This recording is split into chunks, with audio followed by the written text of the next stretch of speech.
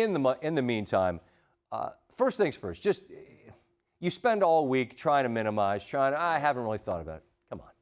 You're a human being. And Belichick's going to do what he does. Mm-hmm. How much do you think all of the stuff impacts the actual on-field? Oh, I think quite a bit. I don't think there's ever been a scenario where a player has gone back and faced a former team, whether it was his choice to leave in free agency or he was cut by a team, that he is not a little bit more amped up for that matchup than he is another matchup. Now, take this context, and it's magnified even more. Like, look, Brady got the last laugh a year ago when his team went and won the Super Bowl.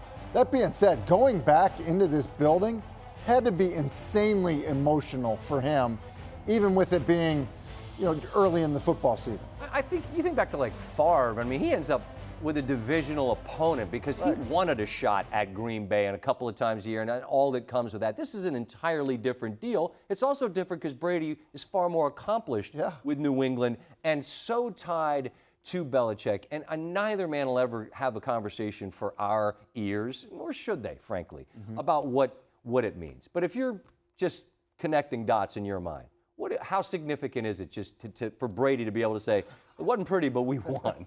I think it's immensely significant. We just saw him coming into the tunnel.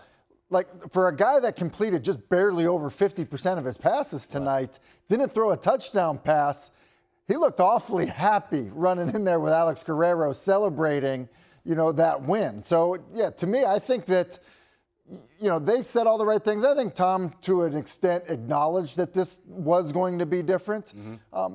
But, yeah, this felt different than a regular season game. And I think if they don't come out of there with a win with him playing poorly, I think that would have been a tough pill to swallow for Brady. Now, it is worth pointing out that if that kick is a yard and a half to the right and it goes through the uprights, I should say, he's got 58 seconds and some time.